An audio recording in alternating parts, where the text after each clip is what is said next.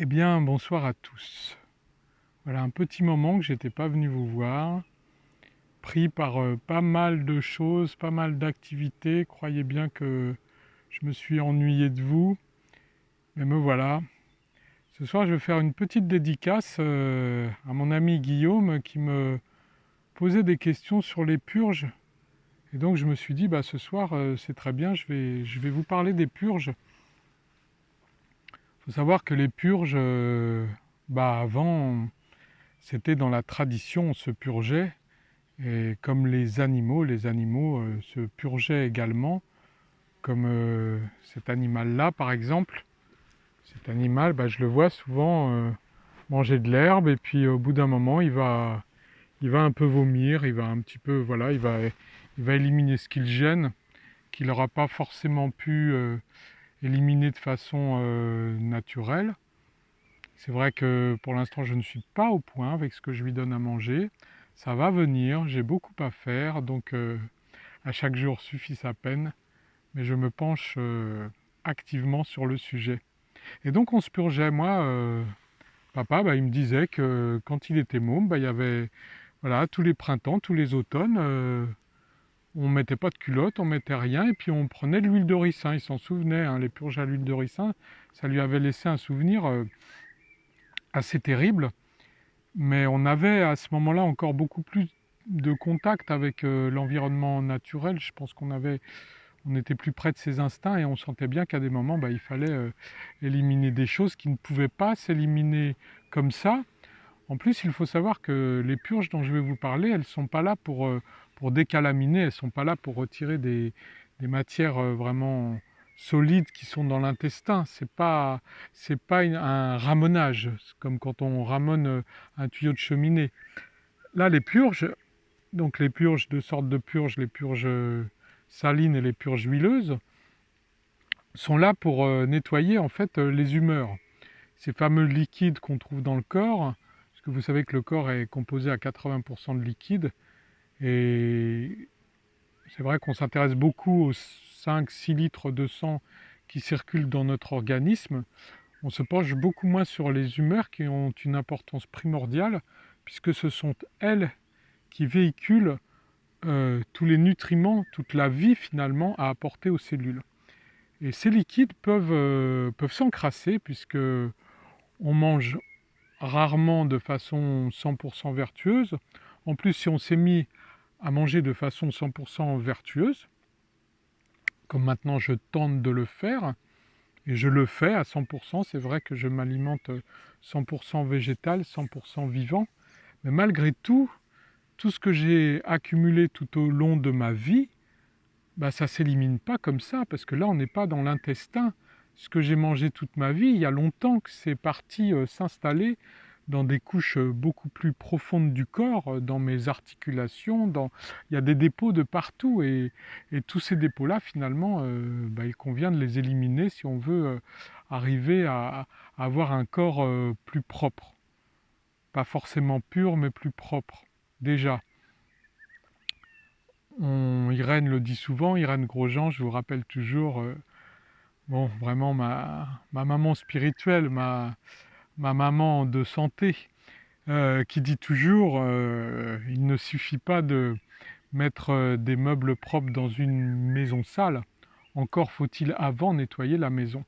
Ou alors on peut mettre les meubles propres, comme on le fait quand on se met à manger plus sainement, mais en même temps, bah, la maison, à un moment donné, il va falloir se pencher sur son état et se décider à la nettoyer. Si vous avez écouté mes vidéos, si vous êtes un peu au courant de ça, vous allez sûrement entendre des choses que je vais dire que vous connaissez déjà, mais je rappelle quand même qu'il existe en fait, depuis qu'on s'alimente de façon plus artificielle, depuis qu'on fait cuire les aliments, il y a deux sortes de composants que le corps ne sait pas éliminer parce que notre appareil digestif n'est pas fait pour les digérer. Et donc, il n'arrive pas à éliminer ces substances de façon naturelle.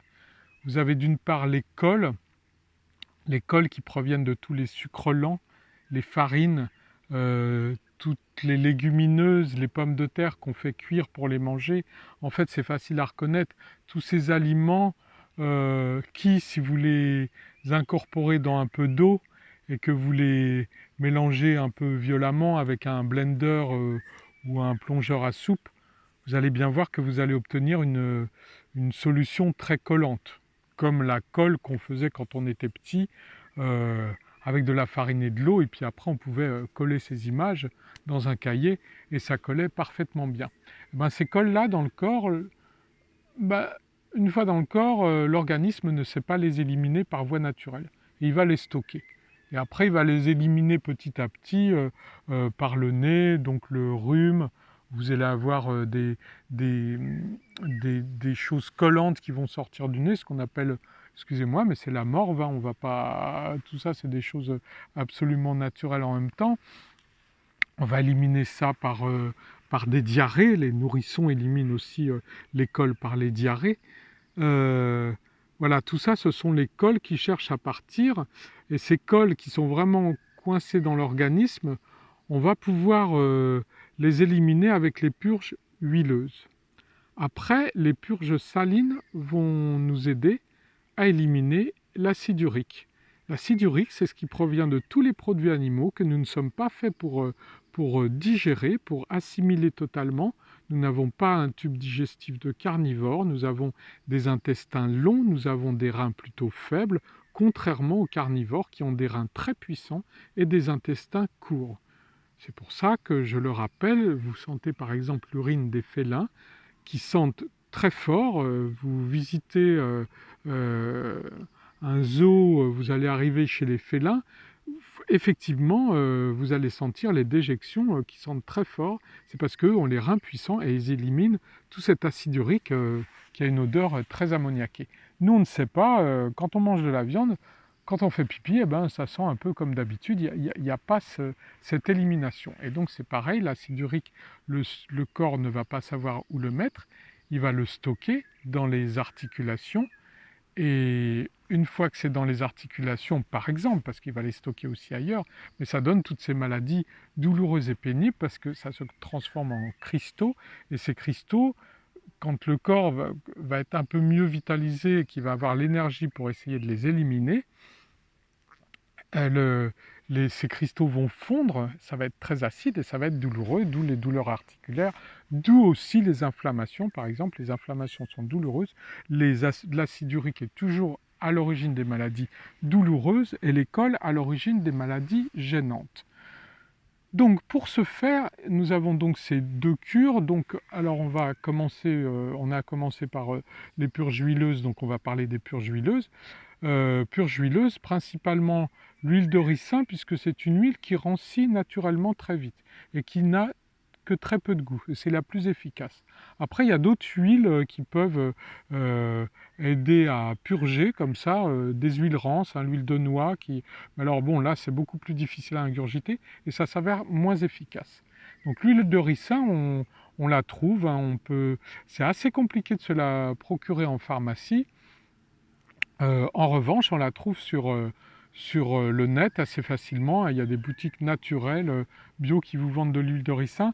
Elle n'est pas très autorisée pour justement la purge, donc on va l'acheter sous forme d'huile cosmétique. Moi, je l'achète par bouteille d'1 litre par économie, puis parce que de toute façon, je sais que je vais m'en servir. Cette purge, va y avoir un protocole comme les purges salines. Donc il va y avoir un protocole pour organiser sa purge. Déjà, la purge, il ne faut rien avoir vraiment dans le tube digestif. Donc on conseille vraiment, alors purge huileuse, ça va être dans le cadre d'un jeûne sec. Donc moi je recommande, comme Irène Grosjean le recommande, de soit faire la purge le matin, et on aura mangé de très bonne heure la veille et après on essaiera de ne pas boire. Soit vous vous réveillez le matin, vous faites un jeûne sec toute la journée, vous prenez votre purge le soir, vous n'absorbez rien, toujours rien, donc pas d'eau, c'est un jeûne sec, et dans la nuit vous allez pouvoir éliminer. Vous allez éliminer.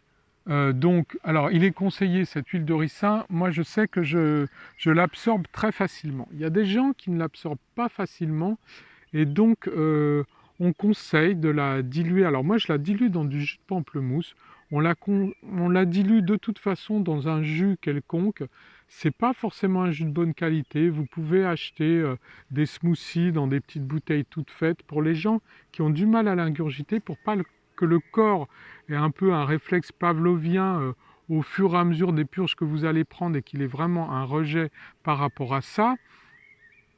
On conseille de varier les jus à chaque fois pour un peu berner le corps. Donc une fois, ça va être framboise banane, la fois suivante, c'est pamplemousse fraise, et la fois suivante, voilà, mangue, orange, et tout ce qu'on veut. Voilà, on la dilue, on n'en prend pas beaucoup, donc on dilue à peu près ça de smoothie, avec généralement 4 cuillères à soupe d'huile de ricin. Après, on peut varier selon la force de la purge qu'on veut prendre.